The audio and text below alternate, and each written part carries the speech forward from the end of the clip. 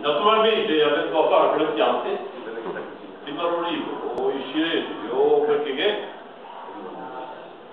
ma qua fuori ho visto che è fuori la pianta d'olivo con delle bustine, ce la trovo anche su altre piante e lì come contadino inesperto ho fatto una specie di satira.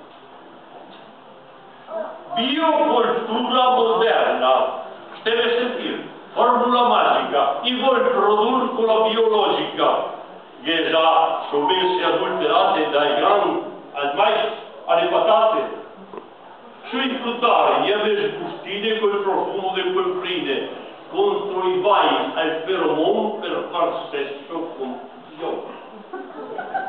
I voi floreali parassiti e i volanti che vestiti, così l'odore confonde gli uomini e barbarlotti pupiovi. Descano i maschi di farfalla, i tenta le femmine mai spara. E il rapporto suo si smorza tra le crepe della scorza. E sacra notte e gambalani dove si succede tra gli umani.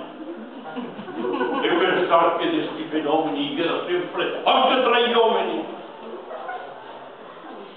Tra i tanti parassiti, anche i galli e i travestiti. Ma adesso, a parte i fiocchi, i ghettucci, anche i fenocci.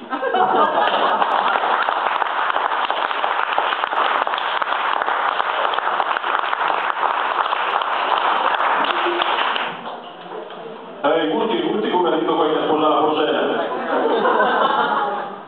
Io che forse pazienza perché devo fare disturbo la legge. Adesso che conto, io che sono un pezzo della classe qua. E quando si parla messa al latino, letanie. Se ne diceva con pazienza e un ginocchion per penitenza. Le finiva in naro e oro per rispetto al latino. Delle solfe namenà, ma di alta qualità, per lo altri pseudoti, era fatte del flambroti. Con regina apostolorum, consulati sacritorum, regina patriarchalum, salum, simpermorum, fino all'ultimo dei misteri li indonava i miei pensieri.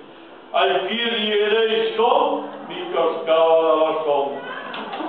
Ora proveo per tutti i santi e par diretti e scanti e tornava sulle mie quando le taglie era finita.